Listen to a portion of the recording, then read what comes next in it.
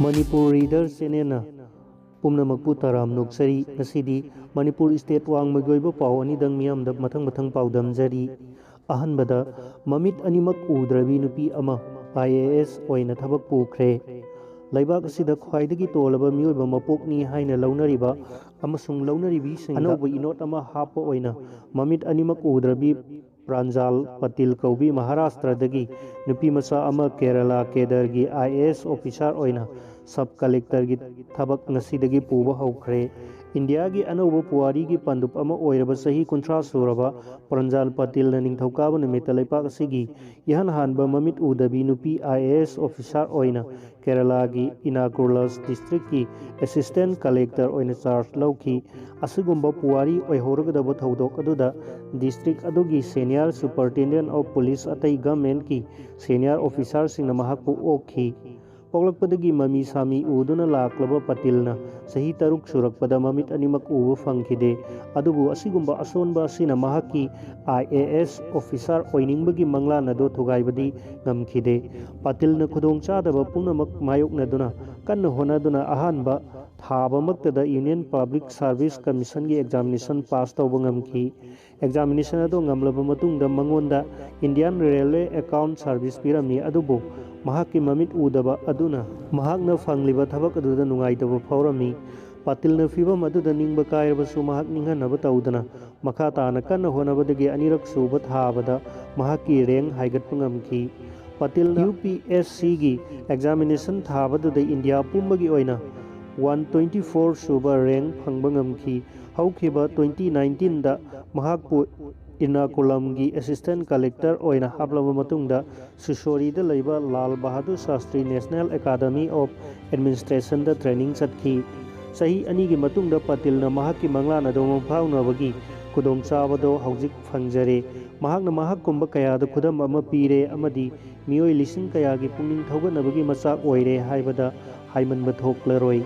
atopa pau amadana Uttar Pradesh da cooking gas cylinder Pokhaibda tarahumdoi sire taramanga sokle Uttar Pradesh ki Mau district da laiba yum amada ngarang cooking gas cylinder ama pokhairakpadagi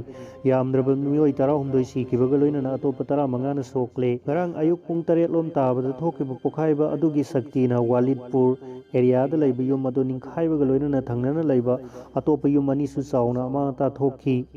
ahuba makhol amaga loinana cylinder ado pokhairakpaduda akoibada laiba miyam marakta mipaiba poknabaga loinana makhoi gi yumsingdagi chenthoknarakpa ukhi pokhaibagi thaudo ado sahi 10 romgi mamangda laikhidraba sotu bisakama kauba amagi mathol ani gi yumda thokhibani haina phongdokli